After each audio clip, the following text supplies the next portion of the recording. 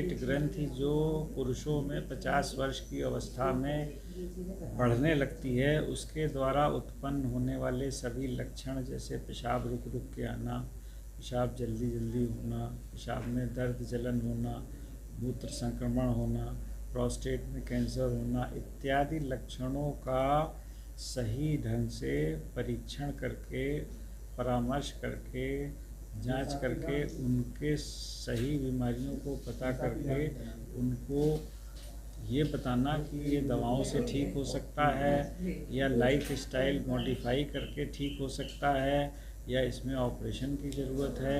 ये सारी चीज़ों को हम लोग जनमानस तक पहुंचाना चाहते हैं। अच्छा, इसमें खान पान के लिए क्या मतलब इसमें खान पान की विशेष रूप से क्या सावधानियां बरतनी चाहिए? खान पान में सिर्फ ये देखा गया है कि जिन लोगों को आजकल बहुत ज़्यादा स्ट्रेसफुल लाइफ है, अनियमित जीवन है, रोज़ रात के 12-12 1-1 बजे तक लोग जागते हैं, उनको समय पे अगर वो सो जाएं, समय पे उठें, मॉर्निंग वॉक करें, सही ढंग से खाना खाएं और साथ ही साथ थोड़ा बहुत मतलब एक्सरसाइज करें, पानी का संयमित ढंग से वो करें, ग्रीन लीफी वेजिटेबल्स खाएं, तो उससे ये देखा गया है कि इस एजिंग प्रोसेस को कम तो नहीं किया जा सकता, लेकिन इस एजिंग प्रोसेस के साथ कोई जो दुष्प्रभाव होता है रोज़मर्रा की लाइफ में वो कम हो जाता है और सिम्टम्स का मेन इलाज करना पड़ता है, क्योंकि प्रोस्टेट कोई बहुत ऐसी बीमारी नहीं है, ये तो एज रिलेटेड प्रॉब्लम है। और एज रिलेटेड प्रॉब्लम जैसे बाल सफ़ेद होते हैं, मोतियाबिंद होता है, सबको ऑपरेशन की ज़रूरत नहीं पड़ती, सबको दवा की भी ज़रूरत नहीं पड़ती, लेकिन अगर आप अपना नियमित संयमित भोजन और सही रखेंगे तो ये सब चीज़ें ठीक हो जाती हैं। अच्छा, इसमें जैसे आपने भी खान पान के विषय में बताया है, अक्सर देखा गया है कि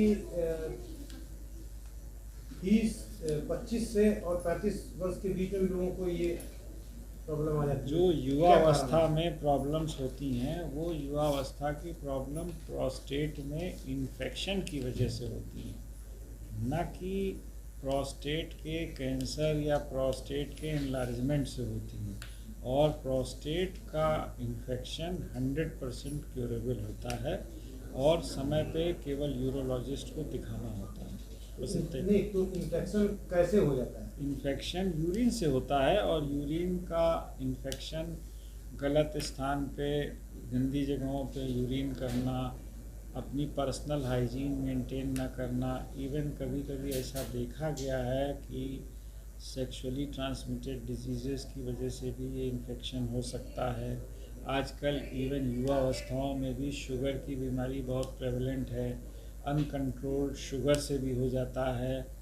बहुत ज़्यादा देर तक यूरिन रोकने से, गंदा यूरिन रोकने से भी इन्फेक्शन हो जाता है। वो यूरिन का इन्फेक्शन तो क्लियर हो जाता है, लेकिन वो प्रोस्टेट की जड़ों में अंदर घुस जाता है जो बार बार आपको इन्फेक्शन करता है। तो इसलिए लग करके किसी क्वालिफाइड यूरोलॉजिस्ट से उसका जड़ से इलाज होना जरूरी है। अच्छा, फर्स्ट टाइम मरीज को कब अपने चिकित्सक से परामर्श और सलाह लेनी चाहिए?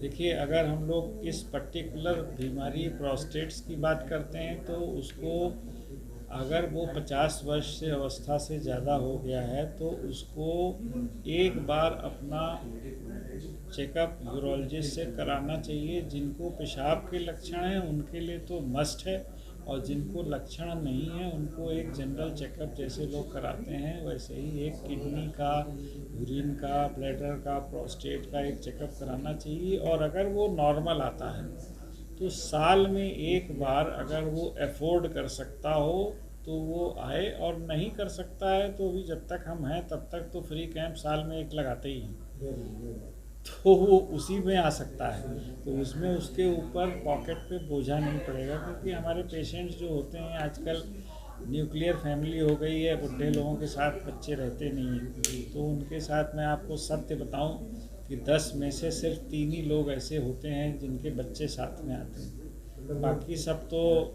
मतलब वो स्वयं अकेले आते हैं। अकेले आते हैं। बच्चे तो केवल बेंगलोर से फ़ोन करते हैं। जी जी जी।